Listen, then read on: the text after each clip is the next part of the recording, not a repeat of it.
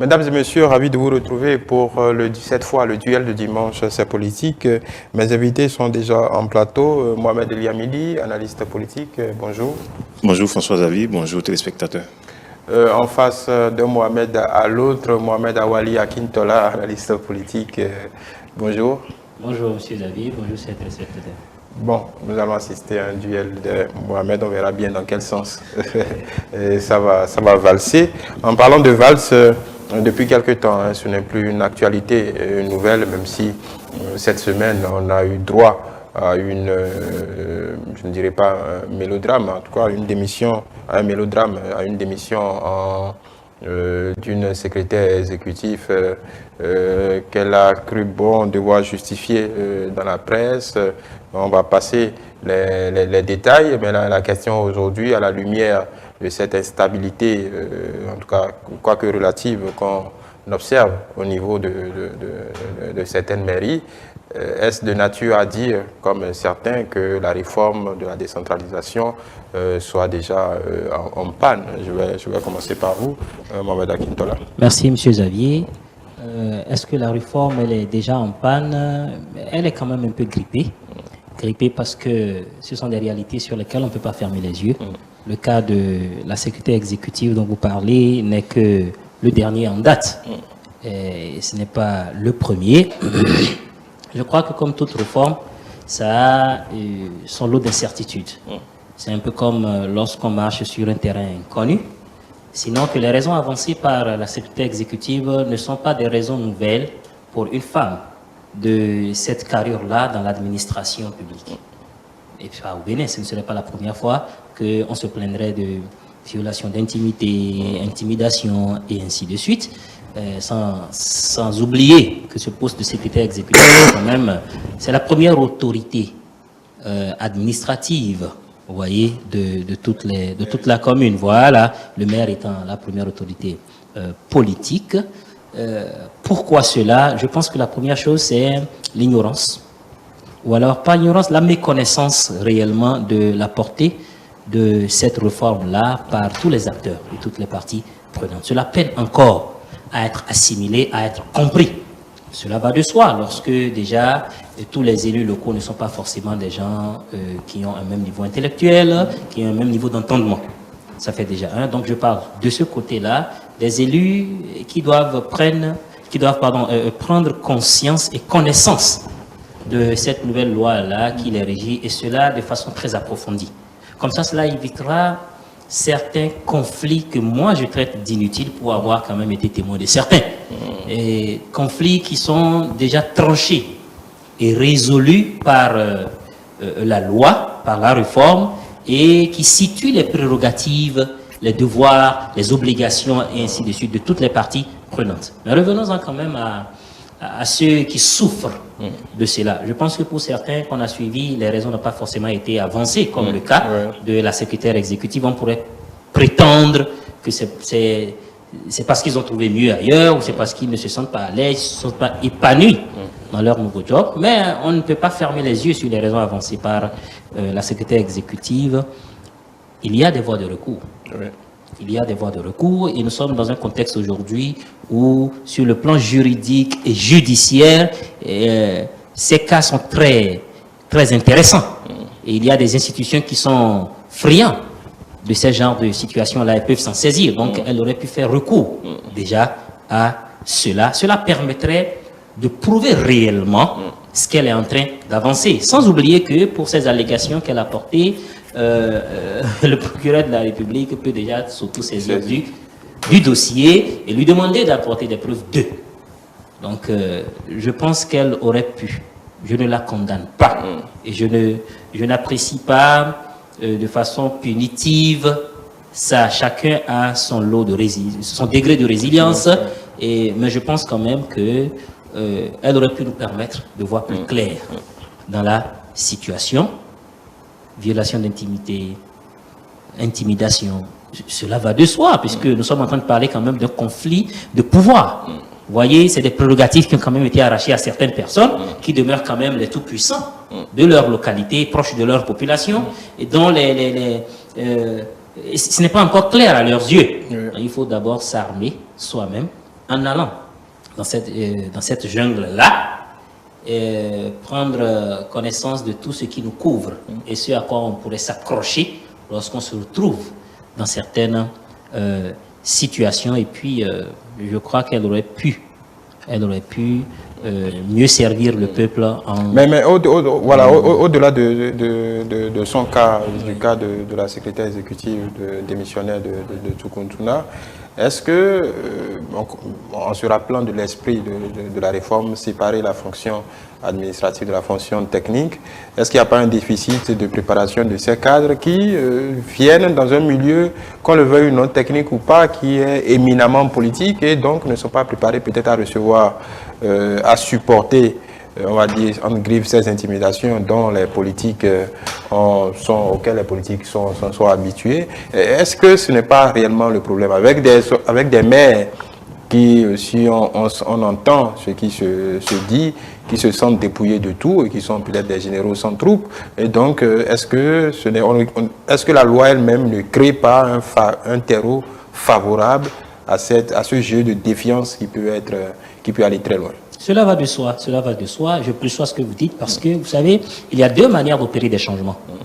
La première, c'est celle de préparer progressivement, sur le plan psychologique et sur le plan sociologique, les parties prenantes à cela. Il y a une deuxième méthode qui est la méthode, et ça, on arrive à le faire surtout lorsque on dispose du pouvoir de le faire. C'est celle d'imposer nos réformes, que cela soit aimé ou pas, apprécié ou pas, et surtout compris ou pas, et qu'on demande la collaboration de toutes les parties prenantes, comptant sur le fait qu'ils y verront le bien qui s'y trouve avec le temps. Vous voyez, donc le gouvernement que nous avons depuis 2016, je pense, pour beaucoup de cas, a choisi la deuxième méthode. C'est la méthode de la non-association. Bon, il faut dire quand même que depuis quelques mois... Il y a eu des concertations pour cette réforme. De toutes les parties prenantes. Et puis lorsque ça a été fait, les acteurs ont été formés suffisamment. Bon, ils ont été formés quand même. En tout cas, du peu qu'on a vu, on a vu des formations. Mais bon, suffisamment, on ne sait pas. Les résultats et les hic qu'on est en train de... En fait, le grain de sable qui se trouve dans les roues de notre moulin en disent quand même long. Et nous éclairent suffisamment sur les maires. Vous savez, je vais dire quelque chose d'assez banal. D'accord? Je vais dire quelque chose d'assez banal. Je ne suis pas maire, je ne suis pas élu, mais je me dis que la sociologie politique de nos populations est le contact des élus locaux avec leur population. Et le type de contact qu'ils ont pour finir par être réduits à ce à quoi ils sont réduits aujourd'hui, ça ne peut pas ne pas faire jaser. Ça ne peut pas ne pas faire jaser. Ils sont dans un certain inconfort. Ça ne va pas en fait à leur niveau, donc souffrez que certains explosent en intimidant, en menaçant et tout ce que nous voyons là. Voilà. Comment vous voyez ce tableau ainsi dépeint? Vous savez, il est normal que, après avoir opéré des réformes, que l'on puisse constater ce que j'appelle pour moi de la résistance, ce qui est humain. À partir du moment où un changement intervient, quel que soit le temps que vous prenez à préparer les gens à ce changement qui viendra bousculer les habitudes, qui viendra, arracher des privilèges à des gens qui l'avaient et qui ne rêvaient que de le conserver, qui veulent même venir là pour ces privilèges-là. À partir du moment où on fait ce changement, c'est normal qu'il y ait de la résistance d'un côté. Et de l'autre côté, ceux qui sont venus, bénéficier, ou du moins prendre une partie de tout ce pouvoir qui appartenait au maire, quelque part aussi, aurait pu se faire une idée de ce que ça ne devrait pas être facile. La réforme a été entérinée par le vote de la loi, je crois, en fin 2021. Et donc, nous sommes là pratiquement en fin 2023. Les SE ont pris fonction, je crois, vers le deuxième semestre de 2022, si je me trompe. Donc, disons un peu plus d'un an, moins de 2 ans. Donc, il est tôt, à mon avis, pour dire pour voir si est-ce que ça a marché ou est-ce que ça n'a pas vraiment marché. Mais quand on voit quel était l'objectif de la réforme, c'est que on a fait pratiquement, disons, 20 ans de décentralisation. On a confié, on a autonomisé, on est allé à la décentralisation en pensant, ramenant la démocratie à la base, en permettant aux populations à la base de pouvoir eux-mêmes faire la démocratie à leur niveau, de dire comment et leur cité serait gérée de façon quotidienne et de leur permettre de participer à la vie de leur cité, de leur territoire, des collectivités territoriales. Et donc, à partir de ce moment, on a dit qu'on choisira quelqu'un, et c'est là même que le problème se pose, à mon avis. Les maires, c'est la façon dont le maire, moi j'ai toujours pensé que c'est la façon dont le maire est choisi, pour ne pas dire désigné, qui a amené vers ce qu'on a constaté. La première chose, la loi disait quoi? Ça dit que pour être maire, il faut savoir lire et écrire. Je crois que c'est ça, hein? Quelqu'un qui veut gérer une commune. Parce que moi, je ne vois pas, pour moi, il est quand même enfin, tel que avant la réforme, le maire était le chef de l'exécutif au niveau de la commune. Donc, c'est comme le président de la République au niveau de la commune. Alors que ici, vous voyez, il s'agit de la démocratie à la base. Donc, on dit, peut-être que c'est une faiblesse de la loi, c'est ce que je pense. Il faut savoir lire et écrire. Donc, quelqu'un qui sait juste lire et écrire, c'est lui qui veut décider de comment on oriente les choses, comment on définit la politique. Et souvent, c'est conformément à la ligne du parti. C'est des gens qui étaient aux tâches des partis, des partis à partis, les partis dont ils étaient issus. Donc, tous ces problèmes-là... Bon, ça n'a pas changé, c'est toujours les partis qui ont la main sur la désignation. Si, je suis d'accord. Donc, pour avoir fait un tel constat et on a vu qu'on n'a pas évolué, alors là, le gouvernement a dit, du moins le chef de l'État a vu qu'il faut opérer une réforme à ce niveau-là. On est tous d'accord que quelque chose n'allait pas, qu'il fallait changer quelque chose. Et là, on a implémenté quelque chose, et je le dis, les taux, pour dire ça a marché ou ça n'a pas marché. Donc, ça, c'est par rapport à ce qui nous a amené à la réforme. Maintenant, par rapport à la réforme elle-même, on a amené déjà, la loi dit, je crois, si je ne me trompe, le code là, voté l'a dit, pour être secrétaire exécutif, soit tu es fonctionnaire de la mairie, tu étais là, et tu dois être cadre A1, avoir, la loi définit ça. Ou bien tu viens d'un système, si tu es hors tu viens hors du système, et tu as une certaine expérience de 10 années, avec un certain management, un certain background. Mais c'est sans compter que vous venez dans un milieu qui, je ne dirais pas que c'est un milieu qui a ses propres règles. Vous voyez? Et donc, il est normal qu'il y ait enfin, je ne vais pas normaliser cela, mais on devrait se dire quelque part que ça devrait arriver. Donc, ceux qui entrent dans la fonction et qui, parce que secrétaire exécutif, quand vous voyez le contenu, c'est lui qui gère les ressources humaines, c'est lui qui gère le budget, c'est lui qui gère le matériel, c'est tout. Quand vous enlevez tout ça au maire, écoutez, il ne reste plus grand-chose, hein, si ce n'est que venu voir comment les choses se passent, il ne reste plus grand-chose de ce qui faisait même les prérogatives du maire par rapport à ce qui les motivait à venir au poste. Alors que de mon point de vue, quelqu'un qui veut gérer une commune devait avoir quand même une vision de développement. Un peu comme un président de la République qui veut gérer la République. Donc voilà que ce n'est pas ça. Et que là, on arrive à une réforme qui enlève... Enfin, oui, les maires sont supposés l'avoir, seulement que c'est un cadre technique qui est habilité à mettre en œuvre. Ouais. Si vous lisez moi j'ai lu le code, si vous lisez en ce qui concerne l'attribution, le fonctionnement, tout ce qu'on consacre au reste, le reste, les maires à la limite ont été je ne vais pas dire déshabillés, mais dépouillés. Mais là n'est pas le problème. Pour moi, là n'est pas le problème. Moi, je ne suis vous pensez que pour des politiques, ce n'est pas un problème? Moi, je ne suis pas contre la réforme. Oui. Parce que quand on reste dans l'esprit de développer, quand on reste dans l'esprit de progresser, la réforme là, a son utilité. Je ne dis pas que c'est parfait. Hein. Je ne dis pas que la réforme est parfaite. On peut encore l'améliorer. Mais je pense que c'est un chemin qu'il était nécessaire de faire. D'enfoncer. Absolument. Pour voir si on fait ce pas-là, est-ce que ça peut déjà régler, si ça ne règle pas tout le problème, mais régler une bonne partie du problème pour avoir une gestion efficiente des ressources, pour que l'orientation qui est faite du budget, pour que ce qui est fait au niveau de la commune, pour éviter par exemple qu'on puisse nommer les gens de façon fantaisiste, qu'on puisse faire les dépenses de façon fantaisiste, parce que le maire, on sait beaucoup plus que ça sera beaucoup plus partisan, et ce n'est pas forcément ceux qui auront le mérite d'occuper un poste qui pourront l'occuper alors que les compétences seront là. Donc, dans un cadre comme ça, c'est tout à fait, pour moi, j'ai dit qu'il fallait aller à la réforme. Maintenant, que quelqu'un démissionne, parce que quand je prends les raisons évoquées pour la démission, intimidation, harcèlement, il n'est pas dit que c'est harcèlement. Oui, non, il n'est pas dit. À partir de ce moment, parlant d'institutions qui pourraient se servir de ça, je ne sais pas vraiment une institution pour se servir de ça. Mais moi, je trouve, ça c'est moi, hein, je trouve que il fallait que ceux qui veulent occuper cette fonction de secrétaire exécutif ou exécutif, selon que ce soit homme ou femme, soient préparés à ce qu'on va dans un milieu où le milieu a ses propres règles et il faut s'y préparer, il faut s'y faire. De sorte que quand on est face à des situations comme ça, l'envie même... Mais bon, il n'y a pas d'école pour ça.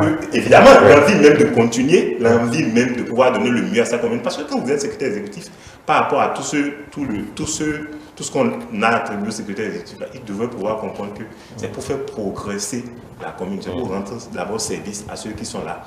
Mais il y a un aspect que la loi n'a pas pris en compte. Celui qui est secrétaire exécutif d'une commune n'est pas forcément quelqu'un de la localité. Oui. Donc, il ne connaît pas forcément les réalités de la localité. Il ne connaît pas forcément les comportements, les habitudes qui, plus ou moins, peuvent être... C'est-à-dire que ça peut être dans le visible ou dans l'invisible. Oui, bon, ça, on va... Donc, voilà des paramètres qui peuvent déterminer et qui peuvent à la limite faire peur. Mais, ce que je dirais pour aller plus loin, c'est que quand vous avez choisi, c'est-à-dire que quand vous accédez à un poste que l'on vous a choisi ou que ce soit parce que vous avez voulu accéder à ce poste-là, bon, je vais philosopher un peu en disant que vous ne devez considérer ni la mort ni aucun autre péril, mais avant tout l'honneur.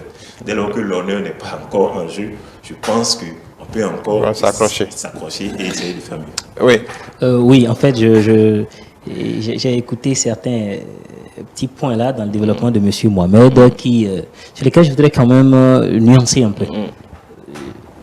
Ma posture n'est pas une posture de je suis contre la réforme ou pour la réforme en fait. Ma posture est beaucoup plus une posture d'observateur mais aussi d'analyste par rapport à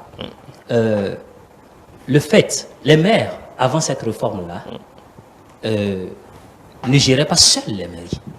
Il y avait des cadres autour d'eux, il y avait des postes techniques. D'accord? Et PRMP par ici, secrétaire général de la mairie par là-bas, secrétaire général adjoint de la mairie et ainsi de suite, chargé des affaires domaniales. Il y avait tout ça en fait. Donc la seule nouveauté qu'il y a, c'est qu'on ait substitué un secrétaire exécutif, d'accord? Et qu'on a mis tous ceux par terre de techniciens là sous.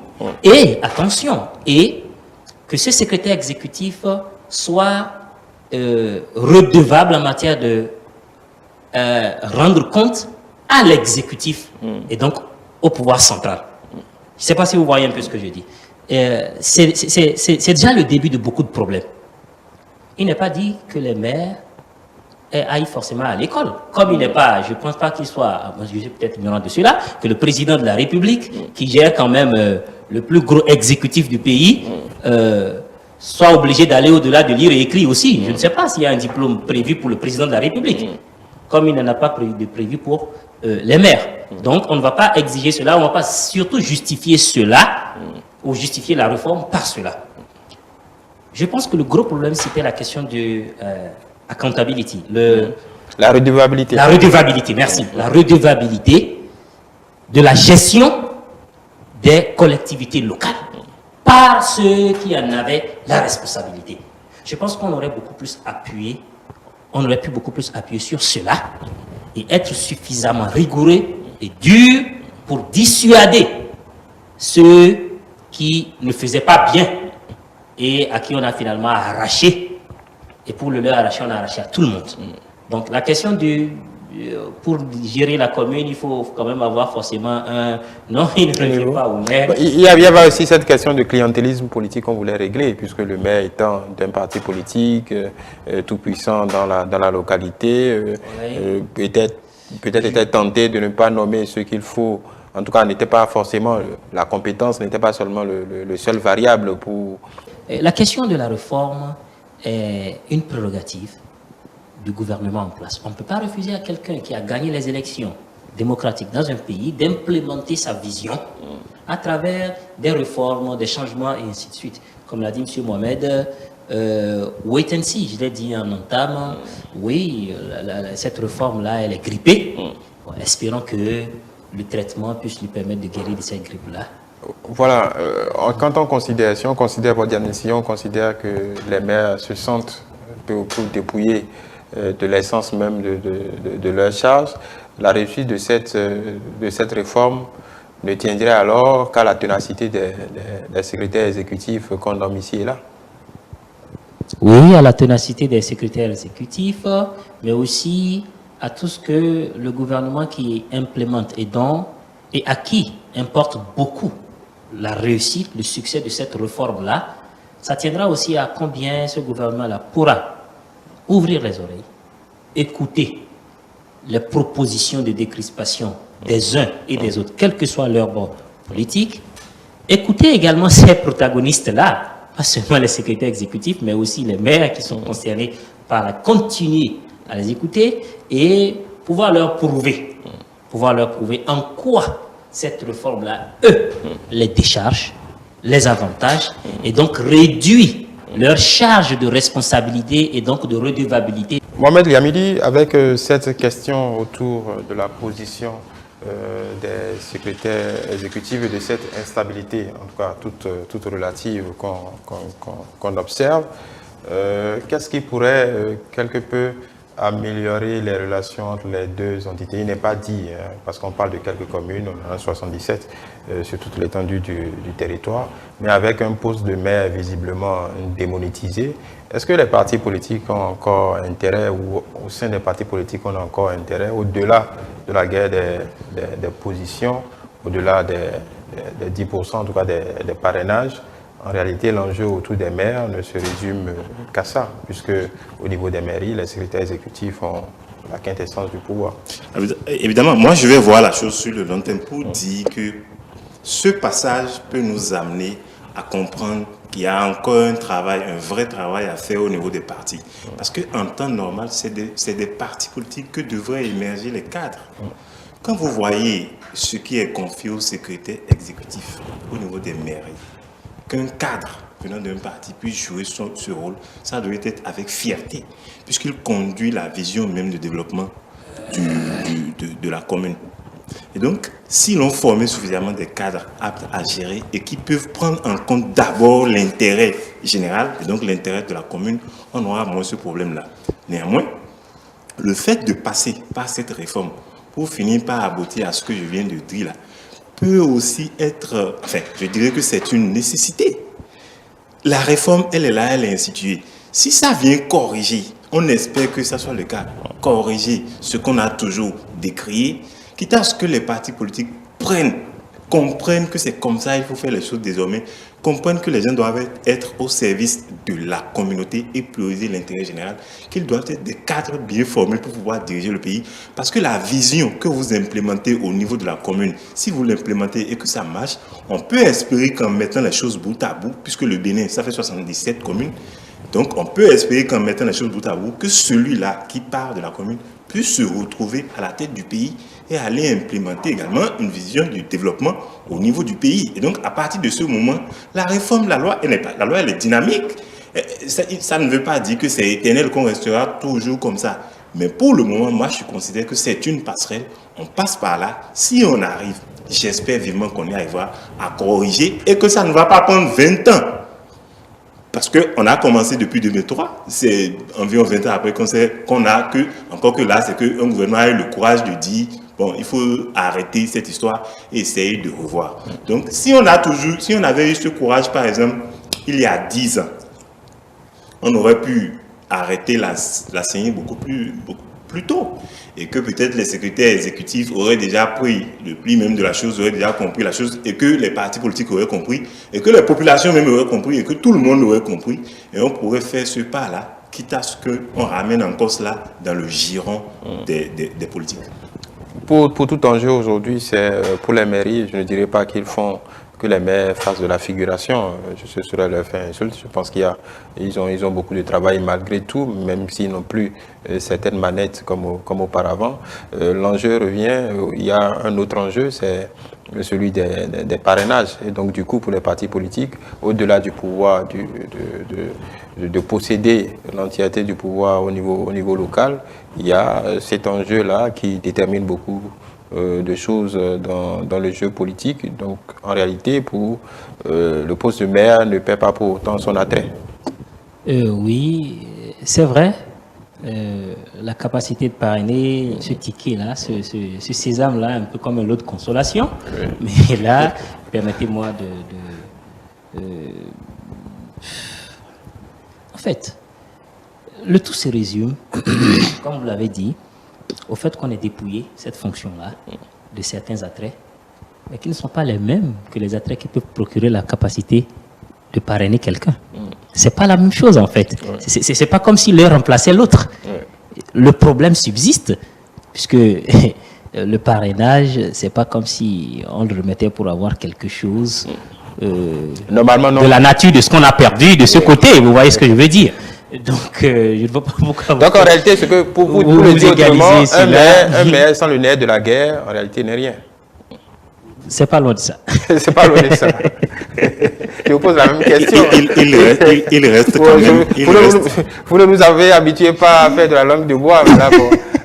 Un maire sans... Je ne voudrais pas faire affront à nos maires, à nos aînés, pour le travail qu'ils font déjà et pour la souffrance qu'ils ont déjà. Voilà. Mais c'est ça en réalité. Parce qu'en réalité, la réalité du terrain fait que, la sociologie du terrain fait que c'est vers le maire que beaucoup de choses, les populations vont... C'est vers le maire que tout ce qui est cas sociaux se tourne.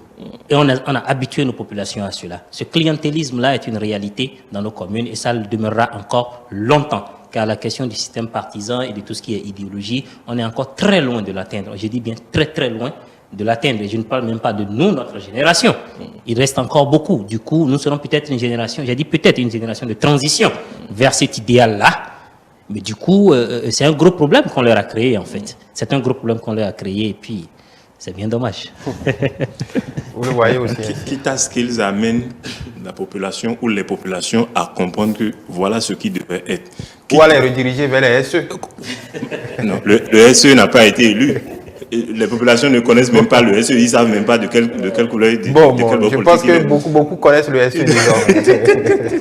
Et donc, à partir de ce moment, qu'on puisse faire les débats d'idées, que les choses puissent vraiment prendre à la base, que les gens comprennent l'essence même de la chose, ce que ça devait être le développement, comment tout le monde devrait participer à la vie de la commune, parce que il faut amener les gens à être vraiment des citoyens. Oui. Le citoyen, je l'ai dit, n'est pas un consommateur. Oui, Mohamed Yamidi, en même temps, est-ce que ce que vous dites n'est pas un débat d'élite? Parce que, à la base, comme vous dites, les hommes et les femmes de nos communes ont des problèmes pratiques à régler, et ce qui leur importe, ils veulent bien être citoyens, mais c'est qu'on règle leurs problèmes. Donc, à la limite que la personne s'appelle secrétaire exécutif ou maire, l'essentiel c'est que les problèmes soient réglés. Donc, absolument. Et moi j'ai toujours dit quelque chose pour répondre à ça. Oui.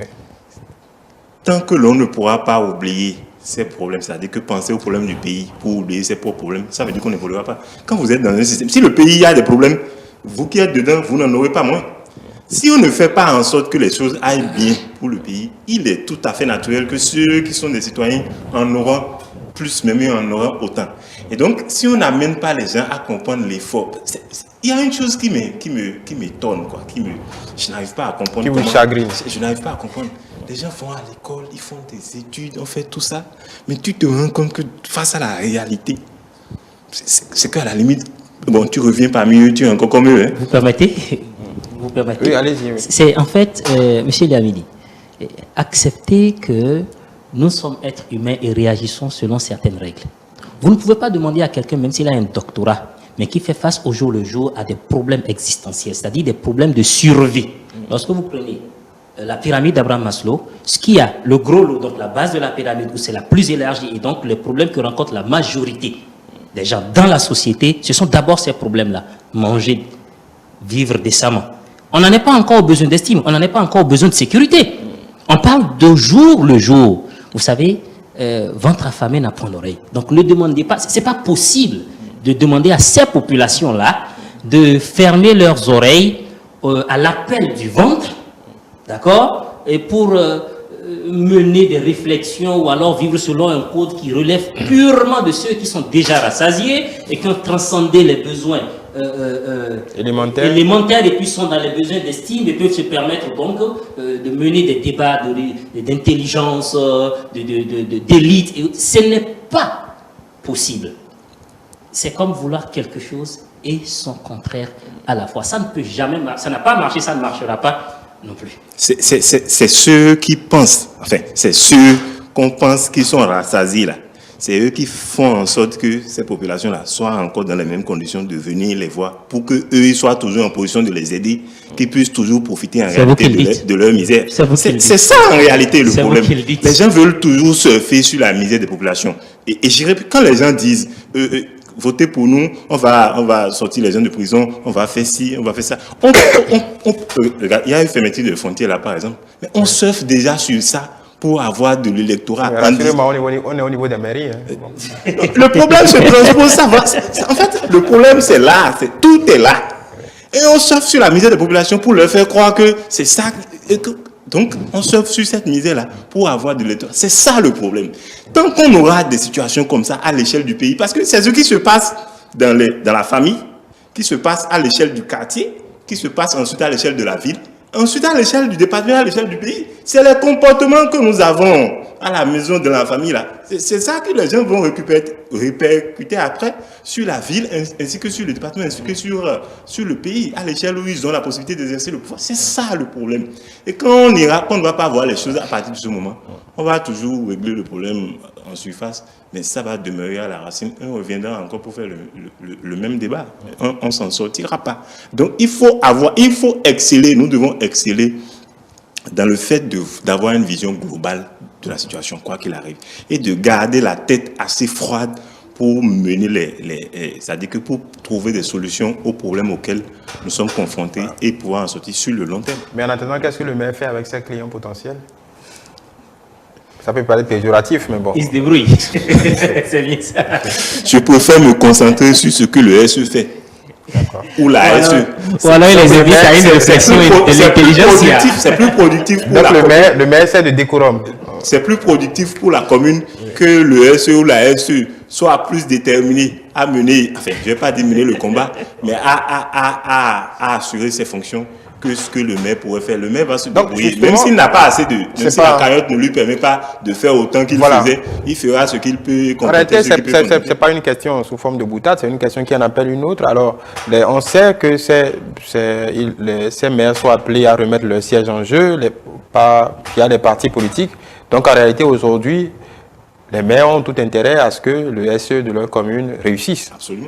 Sinon, le siège, évidemment, puisque les populations doivent se rendre compte qu'il y a une évolution. Au moment de départager les uns et les autres, il y a ce qui est réalisé qui pèse dans la balance. Donc en réalité, on peut se dire que quelles que soient les divergences, quelles que soient les conditions, le maire a tout intérêt à ce que le ou la secrétaire exécutive n'échoue pas. En fait, ce qui me fait rire un peu, c'est que les maires ne sont pas en train de chasser le poste de SE. Ils sont en train de chasser ceux qui occupent ce poste-là. C'est donc dire que si le maire arrive à trouver quelqu'un qui est sur la même longueur d'onde et arrive à trouver le compromis, vous voyez, entre ceux à qui lui il doit rendre compte en tant que SE et le roi local, et bien bon, ça peut marcher. Donc, ils remettent peut-être en cause le poste créé, l'institution qui est le secrétariat exécutif, mais ne peuvent pas l'annuler. Vous voyez, ne peuvent pas l'annuler. Donc, à défaut de cela, ils chassent ceux qui occupent ces fauteuils-là, puisque ces fauteuils doivent être encore réoccupés, dans l'espoir que ceux qui réoccuperont ces fauteuils-là soient beaucoup plus conciliants, voilà, accommodants. Et vous voyez ce que je veux dire. Voilà, nous allons passer très rapidement au second sujet pour finir ce duel. Le port autonome de Cotonou a publié un communiqué récemment pour, disons, avertir de ce que, pour le moment, il n'y aurait plus les importations vers le Niger ne sont plus autorisés, eu égard pour des questions d'engorgement des quais du port, puisque la frontière étant fermée, il est vraisemblablement inutile d'autoriser d'autres importations. Je reste avec vous, c'est une décision somme toute logique, eu égard au...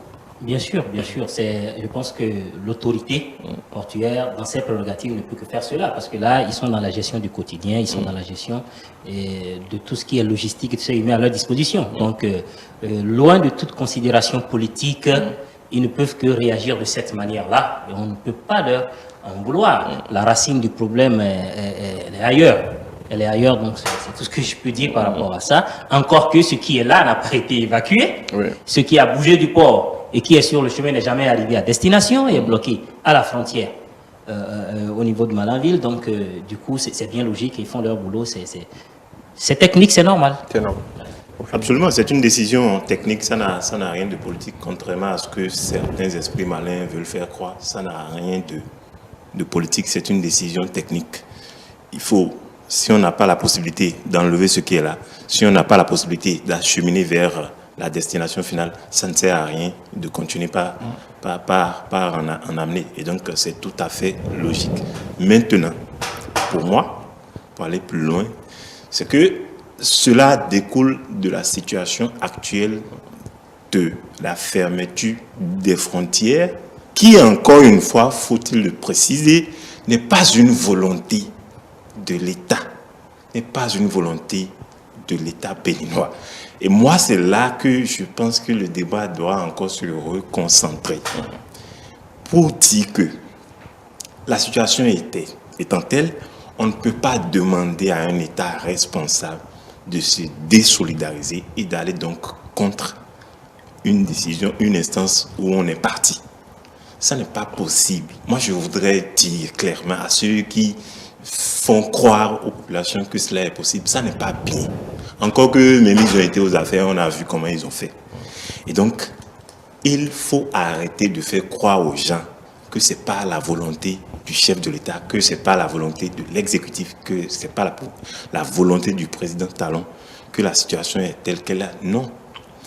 Mais néanmoins, je pense qu'il faudrait mener la réflexion plus loin pour comprendre que allons-nous continuer par voir les choses de cette façon?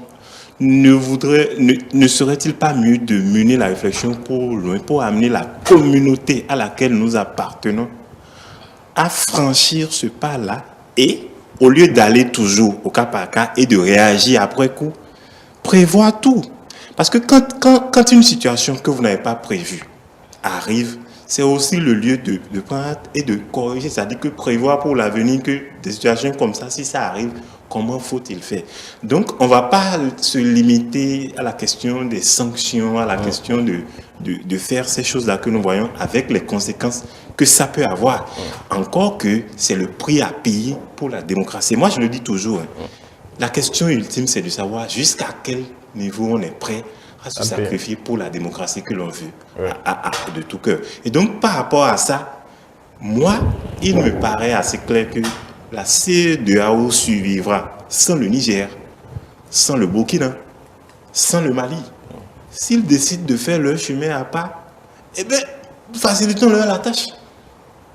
Bon, ce n'est pas la question sur la table aujourd'hui. Ce n'est pas la question sur la table, mais c'est là où on devrait voir. Puisque c'est le fait d'appartenir à la communauté sans toutefois respecter les règles de la communauté qui nous amène à une telle situation. Alors là, menons la réflexion pour dire que si les gens ont de tels comportements, facilitons-leur la tâche, qu'ils s'éloignent de nous, pour que nous puissions continuer par mener notre vie en communauté et que leurs actes qu'eux, ils ont eu à poser sans même nous concerter puissent continuer par avoir des répercussions drastiques sur notre vie. Oui, dans la droite ligne, avant que vous ne réagissiez là-dessus, par rapport à ce communiqué, il a été offert aussi aux importateurs nigériens qui ont des marchandises bloquées pour le moment, de pouvoir les commercialiser ici ou de pouvoir les rediriger vers d'autres destinations. Donc l'État essaye d'aménager des voies de sortie pour mitiger quelque peu les pertes potentielles qu'il peut y avoir.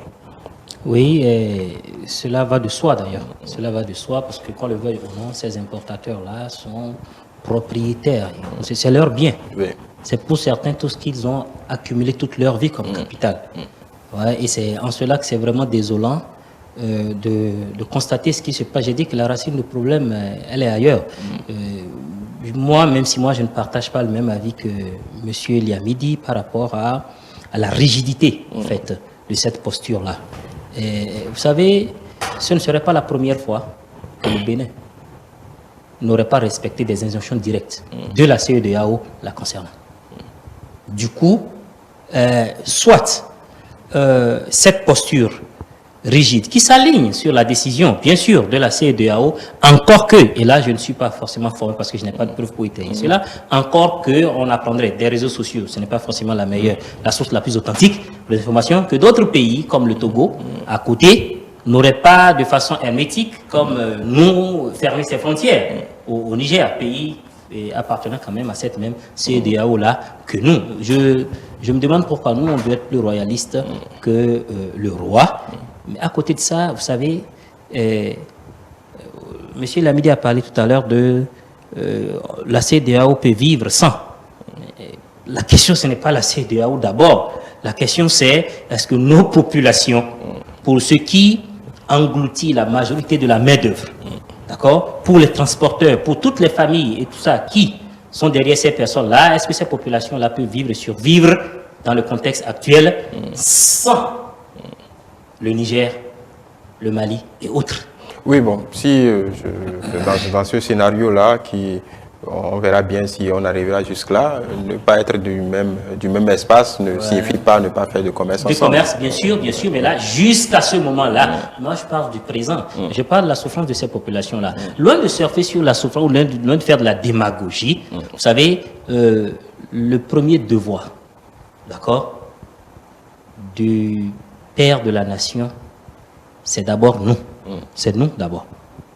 Vous me direz peut-être que oui, une menace qui plane sur toute la ville n'épargnera pas et notre maison à nous, mais au même moment, notre maison qui va en ruine, c'est un impact. Nous n'existerons peut-être plus dans cette communauté-là. À quoi bon? Alors, les gens souffrent beaucoup de cette fermeture-là et ça peut ressembler à un plaidoyer, ça peut ressembler à une doléance, mais je pense que la rigidité dont fait preuve notre gouvernement, elle est un peu de trop dans ce contexte-là. On peut toujours trouver des justifications à ces décisions politiques. Là. Qu'on ne joue pas aujourd'hui à l'enfant le plus docile de cette grande famille laquelle est la CEDEAO, alors que dans un passé très récent, on a joué à l'enfant rebelle par rapport à plusieurs situations parce que ça ne nous arrangeait pas. Nous, le Bénin et le gouvernement béninois. Voilà, on va s'arrêter sur cette question. Merci Mohamed Awali Akintola. Je rappelle que vous êtes analyste politique, spécialiste par ailleurs des sciences politiques. Vous l'enseignez à l'université de Parakou. Mohamed Liamidi, analyste politique et expert en communication éditoriale et digitale. Merci mesdames et messieurs de nous avoir suivis. C'est tout pour le duel de ce dimanche. C'est politique.